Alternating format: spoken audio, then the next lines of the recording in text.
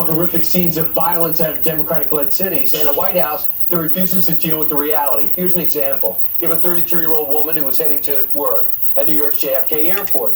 She gets savagely beaten so badly by a homeless man that among her many ailments, she's not able to see out of her eye, and she might lose it. This 41-year-old Wahid Foster is facing felony assault charges, and you probably guessed by now, his rap sheet is long. 7 priors, including assaulting another woman with a screwdriver, a conviction for murdering his 82-year-old foster grandmother in a brutal beating. How's this guy even out of prison when he was 14? He was out on probation when he committed this latest attack. Now, over in Philadelphia, we're getting disturbing surveillance footage by the murder of a Temple University grad. Police say the 23-year-old Everett Beauregard was the victim of an unprovoked murder when he was shot and killed while walking home. With all that in mind, listen to what the White House had to say about whether our cities are safe or not. Does President Biden think America's big cities are safe?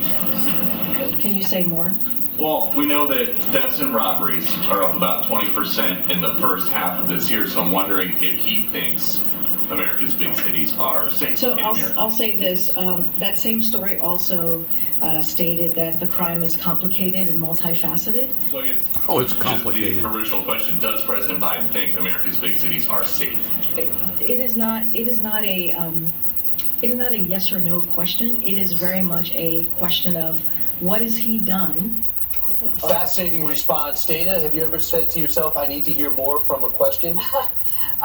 Well, maybe. I mean, and you get a little time to figure out like where you want to go. But this is the thing: is that it's news everywhere, so that answer should be automatic. And the answer from the White House is not matching the mood of the public. So you have to read the room. They are not reading the room because, okay, you can maybe make a case it's multifaceted in certain places, but people are seeing this every single day. And if you're in any sort of briefing at the White House on the political situation that they're in going into the midterms, you see that crime is right below inflation and economy, which you could combine as one of the major issues. And you add border to that, which people equate also with crime, then you have a serious law enforcement issue. I thought it was very interesting that Jen Psaki is now, she's out of the White House. She's a commentator on MSNBC. She's asked about it, and she said, yeah, crime's a big deal. It's going to hurt the Democrats. Right. And so if you don't have an answer for that, and, she could have turned around and said, what? The president just signed this bill. There are things that they could say. I'm not going to try to do their jobs for them. But I do think that the feeling in the country is unease and anxiety about crime. And that is a government's number one responsibility, is protect the public. And if people don't feel like that's happening, they will get responded to at the ballot box. Jesse, what I'm fascinated by is they keep saying if they watch the liberal channels, they may not see it. They're not even making the most of the crime. We're seeing the video. I don't see any 30-second spot. I'm not seeing any highlights. I'm watching surveillance video, and Republicans are sitting there saying, don't blame us. And they're right. They never said to fund the police. They never said, let's have prosecutors go easy on criminals. Yeah, it's impossible to ignore the crime wave. When you talk about climate change, okay, you can't really feel it. The crime, it's in your face. And this is how I would answer the question if I was Karine Jean-Pierre from France. I would say this. For the most part, American cities are safe, and that's why you, Peter, and everybody in this room, and millions of Americans across the country live in these cities, they work in these cities, they raise kids in these cities, and some of you go out late at night and party in these cities. But in certain neighborhoods in these cities, there is a surge in crime, and this is what we're doing about it, X, Y, and Z. That's it. Now, if I can do a better job of being a press secretary than she can, what is she doing up there? Because I'm not even a Democrat, and it's that easy. And when you see someone pummel a woman like a caveman, and it's not the first time. We've been watching horrific things. Shatter her eye socket at JFK. Where's AOC? Yep. Where's Kathy Hochul, the woman running for governor here? Where is NOW, the National Organization of Women? Where is the Me Too movement? I mean, a woman got groped, and you'd see a press conference. This woman is getting her face busted up at JFK. You know, JFK. They don't you care can't about those fly women. into JFK only without being reproduction. vaxxed. But you can smash a woman's face in. Right. On the way out. On the way out.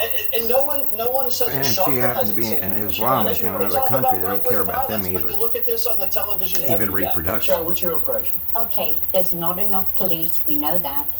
We know that in major cities, when you call the police, it could take anything from 20 minutes to 5 hours Especially to New come. Orleans. New Orleans, Washington, Chicago, Los Angeles.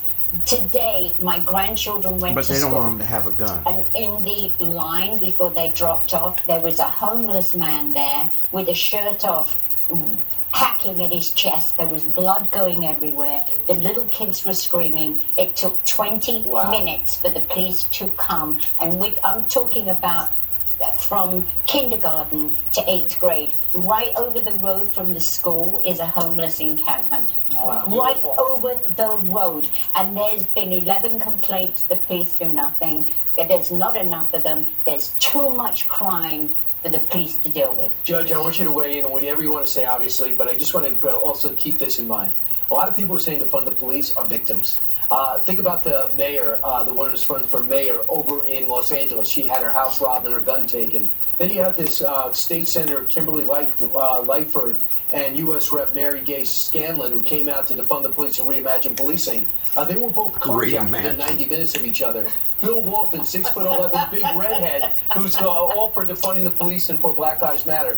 Met him, he's a good guy, but he is now complaining to the mayor of San Diego, saying, I can't ride my bike without being chased down by homeless people who are trying to chase me down and steal the bike from a 6'11" Bill Walton. So what do you say about this?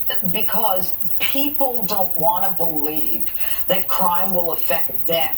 And they distance themselves by saying, care about it other never people. happened to me. The victim must have done As long as they something can wrong. watch it. And therefore I'm fine and you can defund the police. And all of a sudden, when they become victims, they now understand that this is pervasive. Let me tell you something. She couldn't possibly answer the question, Karine Jean-Pierre, because to do so, and to do so honestly, would be to indict her boss and the whole administration.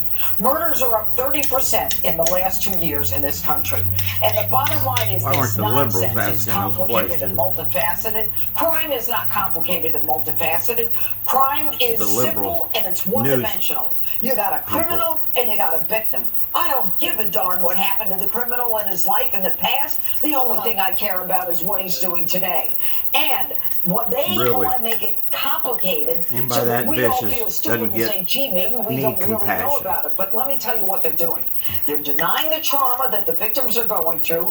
They are not giving the victims a voice. And they are protecting the criminal by creating bail laws that allow them to go out, reoffend, embolden them, no consequences. And I'll go one better, because I've sat in these courtrooms and I've prosecuted cases. They create rules of evidence that make it impossible for us to know what the truth is. Evidence is being hidden all the time in criminal courtrooms. This woman is savagely beaten coming out of JFK. Are you kidding me? You know what she did wrong?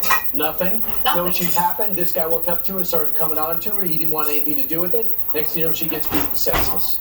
And that happens all the time, right, Judge? Yes. All the time. There's randomness. That's the most dangerous part of all of this. Everybody thinks, well, you know, it's domestic violence. He knew her, she knew that, they gave each other the eye. No, you're getting shot in the head from behind by someone you don't even know.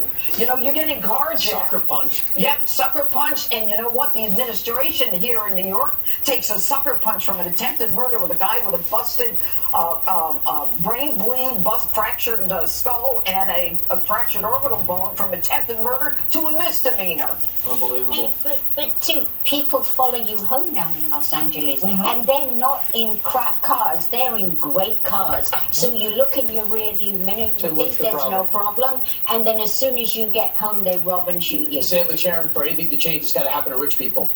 And that's when people realize it's not gang against gang. That's what is happening in Chicago now. But it happens in Beverly Hills every day. That's what I'm saying. Yeah.